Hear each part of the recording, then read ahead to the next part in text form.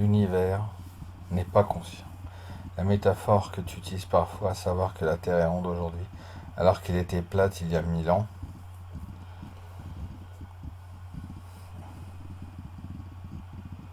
donc utilisant ta métaphore du petit film composé de différents personnages qui chacune effectuait une mise au point de façon différente, pourrait-on dire que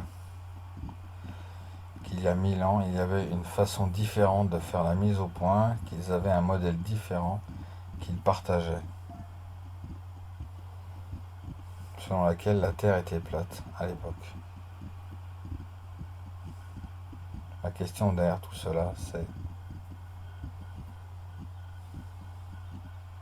je veux dire, est-ce que nous créons cette réalité? Est-ce que nous,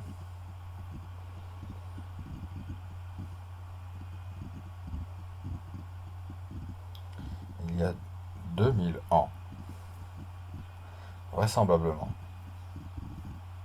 les gens percevaient le monde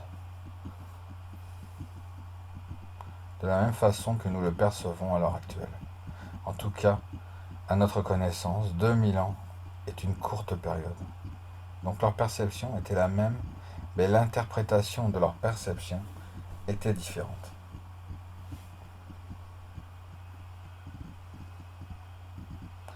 Ils ont interprété leur perception en disant que la Terre était plate. Donc l'idée d'une Terre plate était une interprétation d'une perception. Et à un certain moment, cette interprétation, ce modèle,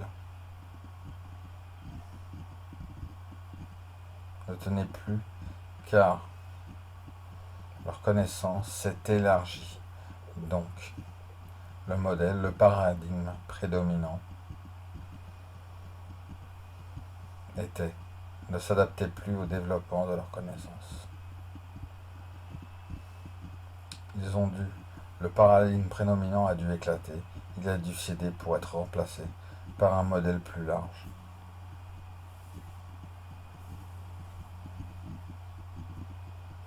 Un paradigme qui était plus en mesure de contenir leur connaissance grandissante. Et c'est arrivé de nouveau, lorsqu'ils ont réalisé, et non, ce n'est pas un géocentre, la Terre n'est pas le centre de l'univers, c'est le Soleil, et à nouveau, le paradigme dominant qui a si bien servi l'humanité jusqu'à ce moment-là.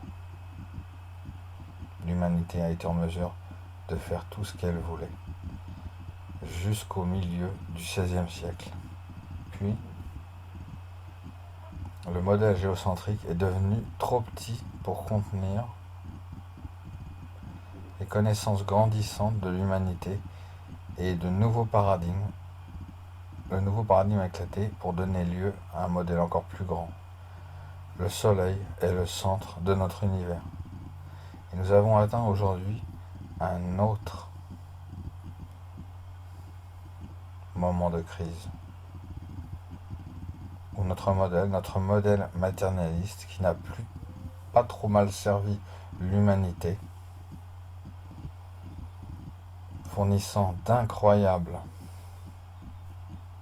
médicaments, ordinateurs, l'aviation, etc. Ce modèle matérialiste qui à un certain égard a été très utile à l'humanité n'est plus en mesure de répondre à nos connaissances grandissantes. Il doit voler en éclats. Et en fait, c'est ce qui est en train de se passer. Regardez autour de vous. Regardez le monde. Regardez ce qui lui arrive. Regardez les institutions qui sont en train de s'effondrer. Regardez les conflits entre les nations. Ce sont des signes qui montrent que notre paradigme ne peut plus contenir nos connaissances. Donc notre paradigme prédominant doit éclater et laisser la place à une idée plus large. Et cette plus grande idée, je suggère que c'est le modèle de la conscience seule. Les scientifiques sont là-dessus. ils ont fait un léger revirement. Non pas un revirement, ils ont pris un léger. Ils sont arrivés à un cul-de-sac, à mon avis. Au tournant du siècle dernier, les fondateurs de la physique quantique, Max Planck, Niels Bohr et tous ces gens, ont réalisé que l'observation jouait un rôle, qu'elle affectait ce qui était observé. Donc ceci a été une première fois où les scientifiques ont affirmé que l'observation, c'est-à-dire le mental ou la conscience, elle avait quelque chose à voir avec l'état de la réalité physique. Ils admettaient donc qu'il y avait une connexion entre le mental et la matière, et par la suite, cette idée a été occultée une grande partie du dernier siècle. Mais elle refait surface à l'heure actuelle. Les scientifiques sont, la conscience est à nouveau sur la table. En force pour les scientifiques, avec cette question du problème épineux de la conscience, comment la conscience découle-t-elle de la matière? Et la façon dont la plupart des scientifiques le voient, les scientifiques sont intéressés, leur façon de la concevoir en ce moment, leur façon à raisonner, ils ont observé que nous sommes conscients. Nous expérimentons, nous percevons le monde. Donc, de toute évidence, les humains sont conscients. Nous remarquons aussi que lorsque nous marchons sur la patte de notre chat, il hurle. Ainsi, vraisemblablement, le chat ressent, fait l'expérience. Donc, le chat doit être conscient. Ainsi, non seulement les humains ont une conscience, mais aussi les chats, les chiens et les poules.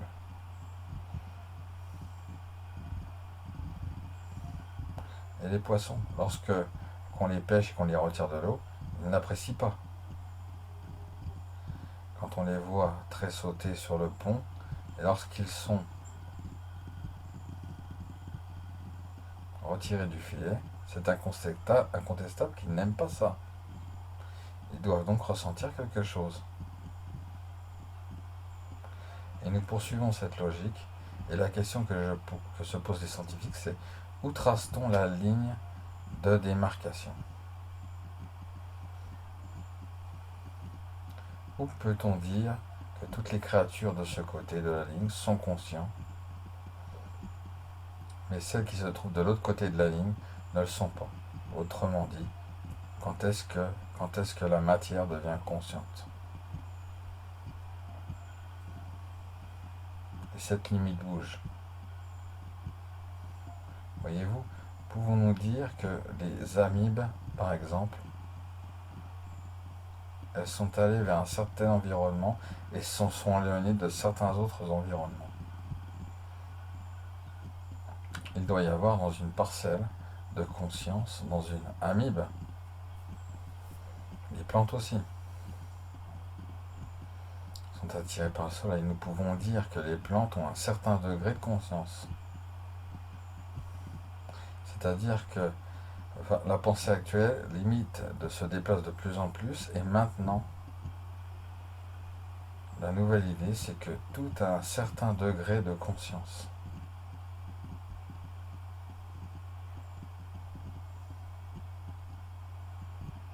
On appelle cela le panpsychisme. Pan en grec veut dire tout, toute chose.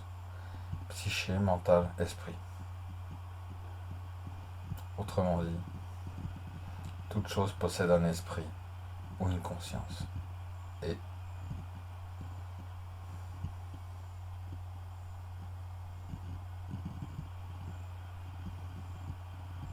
la conclusion de cette façon de penser est que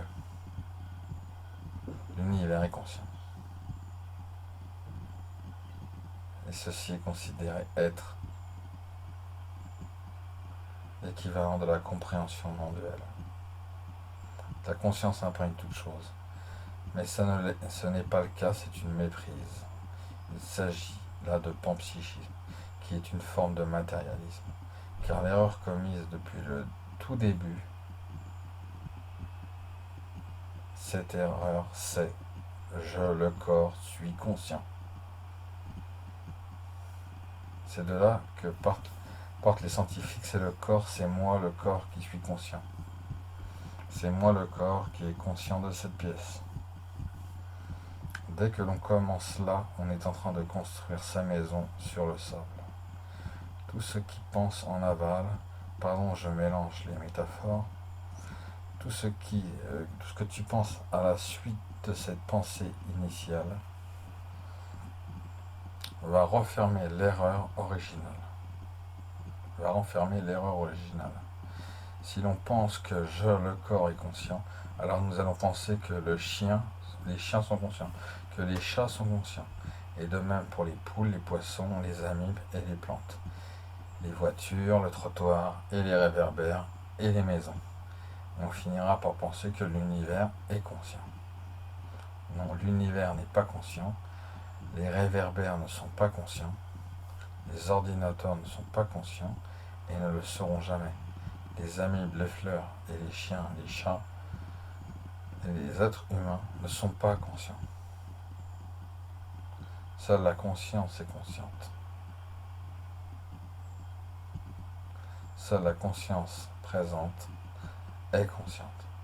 Et ceci, la science pour le moment, s'est engouffrée dans le cul-de-sac que l'on appelle le panpsychisme et a abouti cette conclusion selon laquelle l'univers est conscient. Donc à un certain moment, ils découvriront que c'est un cul-de-sac et ils reviendront à cette prémisse de départ. Je, le corps, suis conscient. Et explorer l'expérience. Qui est-ce qui est conscient?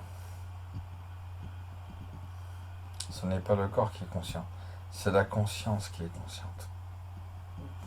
Dès lors, ils commenceront à élaborer le modèle à partir de ce fait de l'expérience, comme nous le faisons ici. C'est que nous sommes partis de notre point de départ a été ce fait fondamental de l'expérience. La conscience est consciente. Et nous avons construit notre modèle là-dessus, montrant que tout ce qui apparaît dans la conscience, est connu par la conscience, et est constitué de la conscience. Donc lorsque nous entendons des choses comme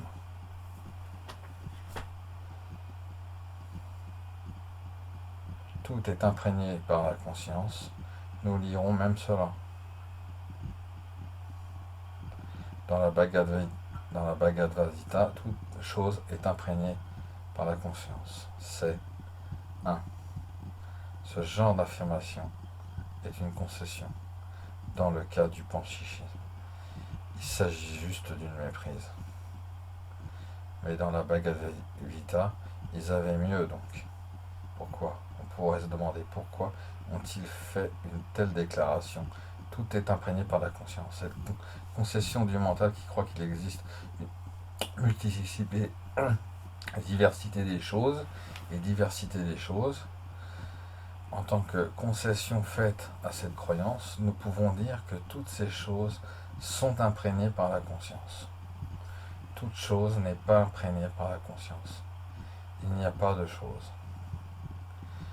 qui puisse être imprégné par la conscience. Personne ne dira jamais que le paysage dans le film est imprégné par l'écran. Il n'y a pas une chose telle qu'un paysage pour être imprégné par l'écran.